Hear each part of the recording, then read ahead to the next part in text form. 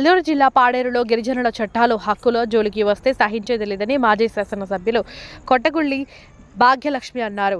ఈ సందర్భంగా ఆమె కార్యాలయంలో మీడియా సమావేశం నిర్వహించి మాట్లాడుతూ గిరిజన చట్టాలు హక్కుల జోలికి వస్తే సహించబోమని ప్రస్తుత పాలకులు గిరిజనుల చట్టాలు హక్కులను అవహేళన చేస్తున్నారని ఆరోపించారు.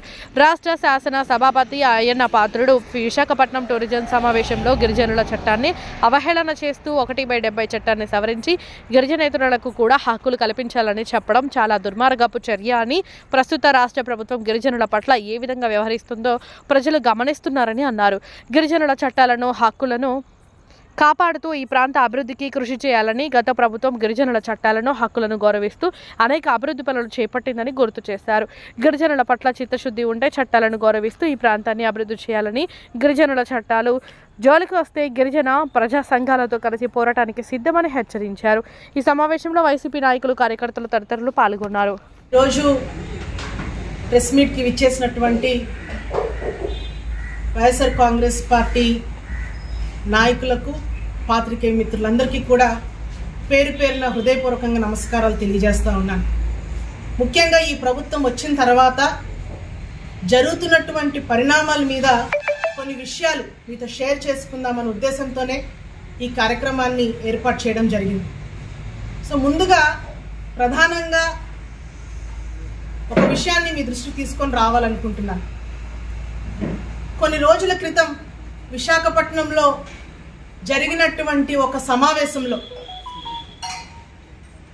అపార రాజకీయ అనుభవం ఉన్నటువంటి వ్యక్తి, సీనియర్ నాయకులు, పలు దఫాలు ఎంపీగా చేశారు, మంత్రిగా చేశారు, ప్రెజెంట్ స్పీకర్గా ఉన్నటువంటి చింతకాయల అయ్యన్న పాత్రుడు గారు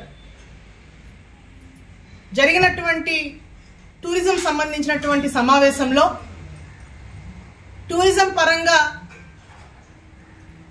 అల్లూరి సీతారామరాజు జిల్లాలో ఉన్నటువంటి అరకు, పాడేరు ప్రకృతి అందాలతో కూడుకున్నటువంటి ఒక అద్భుతమైనటువంటి ప్రాంతాలు.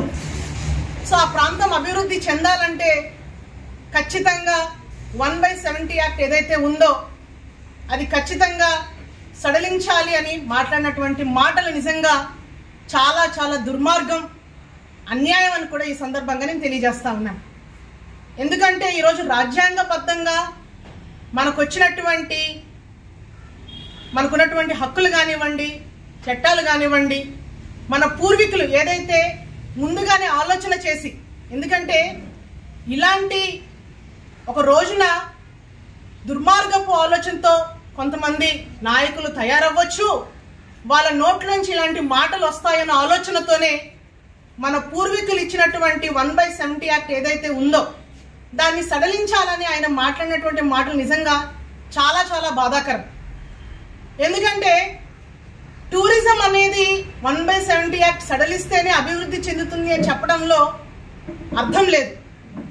టూరిజం మన 1/70 యాక్ట్ ఉన్నప్పటికీ కూడా ఈ ప్రాంతాన్ని మనం డెవలప్ చేసుకునే అవకాశం చాలా చాలా ఉన్నాయి. ఒక స్పీకర్ స్థాయిలో ఉన్నటువంటి వ్యక్తి ఈ రకంగా మాట్లాడడం అనేది సరికాదు. ఇది ఒక ఎత్తు అయితే, మా నాయకుడు జగన్మోహన్ రెడ్డి గారు అప్పుడు ముఖ్యమంత్రిగా ఉన్నప్పుడు మీ అందరికీ ఒక సంఘటన మీ దృష్టి తీసుకొస్తా ఉన్నాను. రంపచోడవరంలో ఫ్లడ్స్ వచ్చినప్పుడు కూనవరం ఏరియా సందర్శిస్తున్నటువంటి సమయంలో చాలామంది ఇల్లు లేక చాలామంది ఇబ్బంది పడుతున్నటువంటి సందర్భంలో ఒకళ్ళు అడిగినటువంటి ప్రశ్న, ట్రైబల్స్కే కాకుండా మాకు కూడా అవకాశాలు ఇవ్వండి, ఇల్లు నిర్మాణం చేసుకోవడం కానివ్వండి, ప్రభుత్వం నుంచి మాకు కూడా సహాయం చేయండి అని అడిగినప్పుడు అది కూడా ట్రైబల్ ఏరియా షెడ్యూల్ 5 పరిధిలో వస్తుంది కాబట్టి 1/70 యాక్ట్ అనేది ఉంది కాబట్టి దీన్ని చేయడానికి సాధ్యం కాదు అని చాలా సున్నితంగా తిరస్కరించడం జరిగింది. మీకు గిరిజనులకు మాత్రమే అవకాశం ఉంటుంది అని ఆ రోజు ఆయన చెప్పడం జరిగింది. అదేవిధంగా అసెంబ్లీ సమావేశాల్లో రెవెన్యూ శాఖ మంత్రిగా పనిచేసినటువంటి ధర్మన్న ప్రసాద్ గారు కూడా ఏదైతే అప్పుడు మాకు ఈ రెవెన్యూకి సంబంధించినటువంటి పలు అంశాలు మాట్లాడుతున్నటువంటి సందర్భంలో 1/70 యాక్ట్ అనేది గిరిజన ప్రాంతం షెడ్యూల్ 5 పరిధిలో చాలా ఒక గొప్ప చట్టం ఉంది. నిజంగా గిరిజనులకి అది రక్షణ కల్పించడానికి అవకాశం ఉంటుంది. అది లేని ఎడల గిరిజనులు అనే వాళ్ళు కనుమరుగైపోతారు. మళ్ళీ అభివృద్ధి అనే పేరుతోని డెవలప్ అవ్వచ్చేమో కానీ మళ్ళీ గిరిజనులు అనే వాళ్ళు ప్రశ్నార్థకంగా మారే పరిస్థితి ఉంటుంది అని ఆ రోజు అసెంబ్లీ సమావేశంలోనే సాక్షాత్తు మంత్రి గారు చెప్పడం జరిగింది. అంటే ఈరోజు గిరిజనుల మీద, గిరిజనుల హక్కుల మీద మేమెంత కమిటెడ్గా ఉన్నాము, అండ్ ఈరోజు అన్నీ తెలిసి కేవలం రాజకీయ స్వార్థంతో ఆలోచించినటువంటి ప్రెజెంట్ ఉన్నటువంటి పాలకులు ఏ రకంగా మాట్లాడుతున్నారనేది దయచేసి మనందరం కూడా దీని పరిగణలోకి తీసుకోవాల్సినటువంటి అవసరం ఎంతైనా ఉంది. ఈరోజు 1/70 యాక్ట్ సడలిస్తేనే అభివృద్ధి అంటున్నారు కదా, మరి మా ప్రభుత్వంలో ఎన్నో అభివృద్ధి కార్యక్రమాలు ఈ యాక్ట్ ఉండగానే మేము చేయటం జరిగింది. ఈరోజు ప్రజలకు ఉపయోగపడే, ఈరోజు మన్యం పార్వతీపురం జిల్లాలో కానివ్వండి, పాడేరు ప్రాంతంలో కానివ్వండి 500 దాదాపుగా 1000 కోట్ల రూపాయలతోనే మెడికల్ కాలేజీని మేము అద్భుతంగా నిర్మించడం జరిగింది యాక్ట్ ఉండడంతోనే. అదేవిధంగా ఈరోజు కురుపంలోని ఇంజనీరింగ్ కాలేజ్ దాదాపుగా 158 కోట్ల రూపాయలతోని కురుపంలోని ఒక ఇంజనీరింగ్ కాలేజ్ కానివ్వండి. అదేవిధంగా సాలూరులో గతంలో చంద్రబాబు నాయుడు గారు ఉన్నప్పుడు సాలూరులో ఏదైతే ట్రైబల్ యూనివర్సిటీ, ఎందుకంటే మనకి విభజన చట్టం కింద ఒక వన్ ఆఫ్ ద హామీ ఏదైతే ఉందో ఇది ట్రైబల్ సెంట్రల్ యూనివర్సిటీ ఏదైతే ఉందో దాన్ని కొత్త వలసలో పెట్టడానికి ఆ రోజు వాళ్ళు ఆ ప్రయత్నం చేయటం జరిగింది. కానీ మా ప్రభుత్వం మేము ఉన్నప్పుడు జగన్మోహన్ రెడ్డి గారు సాలూరు కాన్స్టిట్యున్సీ పరిధిలోని దాదాపుగా 834 కోట్ల రూపాయలతోని ఒక సెంట్రల్ ట్రైబల్ యూనివర్సిటీ అనేది నిర్మాణం చేయడం జరిగింది. అది కూడా యాక్ట్ ఇంప్లిమెంటేషన్ లో ఉండంగానే. అండ్ అదేవిధంగా సూపర్ స్పెషాలిటీ హాస్పిటల్స్ దాదాపుగా 5 సూపర్ స్పెషాలిటీ హాస్పిటల్స్ 246 కోట్ల రూపాయలతో మన్యం జిల్లాలోని పార్వతీపురం అండ్ సీతంపేట, అదేవిధంగా అల్లూరి జిల్లాలోని రంపచోడవరం, ఏలూరు జిల్లాలోని బుట్టైగూడెం, అదేవిధంగా ప్రకాశం జిల్లాలోని దోనాల్లోని దాదాపుగా 5 సూపర్ స్పెషాలిటీ హాస్పిటల్స్ అనేవి చేయడం జరిగింది. సో ఈ రకంగా అంటే మనసుంటే మార్గం ఉంటుంది. సో ఒక ప్రాంతాన్ని అభివృద్ధి చేయాలంటే పలానా ఉంది కాబట్టి మేము చేయలేకపోతున్నామనే సాకు చెప్పటంలో టీడీపీలో ఉన్నటువంటి నాయకులు దాంట్లో ఆరితేరిపోయారనే విషయాన్ని ఈరోజు మీ ద్వారా ప్రజలకి మేము తెలియజేస్తా ఉన్నాం. సో ఇంత ఉద్యోగాల్ని ఎసరుపెట్టి వాళ్ళందరినీ కూడా ఉద్యోగాల నుంచి తొలగించి ఈరోజు వాళ్ళందరినీ కూడా రోడ్డు మీద పడేసే పరిస్థితి ఈరోజు మనం చూస్తూ ఉన్నాం. సో ఈ రకంగా ఇన్ని అబద్ధాలు మీరంతా ఆడుతూ ఉన్నారు. ఈరోజు తల్లికి వందనం అన్నారు. సాక్షాత్ అసెంబ్లీలోనే ప్రతి బిడ్డకి ఎంతమంది పిల్లలు ఉంటే అంతమంది పిల్లలకి 15,000 రూపాయలు ఇస్తామన్నారు. ఈరోజు ఆల్మోస్ట్ అకాడమిక్ ఇయర్ అయిపోతా ఉంది. మార్చ్ కల్లా అకాడమిక్ ఇయర్ కంప్లీట్ అయిపోతుంది. అంటే 1 year me tenure of your ruling అనేది కంప్లీట్ అయిపోతా ఉంది. అయినా కూడా ఆ హామీలు నెరవేర్చే ప్రయత్నం మీరు చేయట్లేదు. ఆడబిడ్డ నిధి కింద ప్రతి 18 సంవత్సరాల నుంచి 50 సంవత్సరాలు ఉన్నటువంటి మహిళలకి నెలకి 1,500 అన్నారు. అది గాలికి వదిలేశారు. ఫ్రీ బస్ అన్నారు. అది కూడా గాలికి ఎత్తేశారు. సో అదేవిధంగా నిరుద్యోగ భృతి 3,000 రూపాయలు అన్నారు.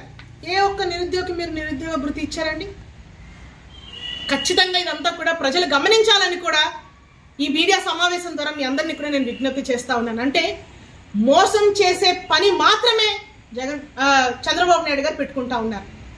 కానీ చెప్పినటువంటి మాటలు నిలబెట్టుకున్నటువంటి నాయకుడు జగన్మోహన్ రెడ్డి గారు. ఈ ఇద్దరిని కూడా ఈరోజు ప్రజలు కంపేర్ చేసుకుంటా ఉన్నారు. ఆనాడు జగన్మోహన్ రెడ్డి గారి పాలన ఎలా ఉంది, ఈరోజు మోసాలతో కూడుకున్నటువంటి చంద్రబాబు నాయుడు పాలన ఏ రకంగా కొనసాగుతూ ఉంది అనేది ప్రజలు గమనించి ఖచ్చితంగా ఈరోజు ప్రజల్లో ఒక భావన అనేది ఈరోజు ప్రతి ఒక్కరిలో కూడా వచ్చింది. ఈరోజు ఖచ్చితంగా దీన్ని మీరు రాబోయే రోజుల్లో దీని పరిణామాలు, తీవ్ర పరిణామాలు మీరు ఎదుర్కొంటారని కూడా ఈ సందర్భంగా నేను తెలియజేస్తా ఉన్నాను. ముఖ్యంగా పోడు వ్యవసాయం చేసుకున్నటువంటి రైతులకు దాదాపుగా 1,54,000 మందికి 3,23,000 ఎకరాల వరకు అడవి పోడు పట్టాలు ఇవ్వడం జరిగింది మా ప్రభుత్వంలో. మీరు ఇప్పటి వరకు ఎంతమంది రైతులకు ఇచ్చారండి? దాంతోపాటు ఈ ఆర్ఎఫ్ఆర్ పట్టాలు ఉన్న ప్రతి ఒక్క రైతుకు కూడా ఆనాడు 13,500 రూపాయలు మేము రైతు భరోసా ఇచ్చాం. కానీ అన్నదాత కింద మీరు ఇస్తానన్నటువంటి 20,000 రూపాయలు ఎక్కడికి వెళ్ళిపోయింది చంద్రబాబు నాయుడు గారు? సో ఇవన్నీ కూడా ప్రజలు ఖచ్చితంగా గమనిస్తున్నారు. దీనికి పరిణామాలు మీరు ఖచ్చితంగా ఎదుర్కోవాల్సినటువంటి పరిస్థితి ఖచ్చితంగా వస్తుందని కూడా ఈ సందర్భంగా నేను తెలియజేస్తా ఉన్నాను. సో ఇవన్నీ కూడా ఇలాంటి ప్రభుత్వాన్న మేము ఎన్నుకున్నామని ప్రతి ఒక్కరు కూడా ఈరోజు మాట్లాడుతూ ఉన్నారు. కరెంటు ఛార్జీలు విపరీతంగా పెంచడం జరిగింది. ఫీజు రియంబర్స్మెంట్ కింద దాదాపుగా 3,000 కోట్ల రూపాయలు నేటికి పిల్లలకి చెల్లించినటువంటి పరిస్థితి వస్తూ ఉంది. అండ్ ముఖ్యంగా ఆరోగ్యశ్రీ మీ అందరికీ తెలుసు, జగన్మోహన్ రెడ్డి గారు ఉన్నప్పుడు 3,000 పైగా ప్రొసీజర్స్కి ఆరోగ్యశ్రీ వర్తింపజేశారు.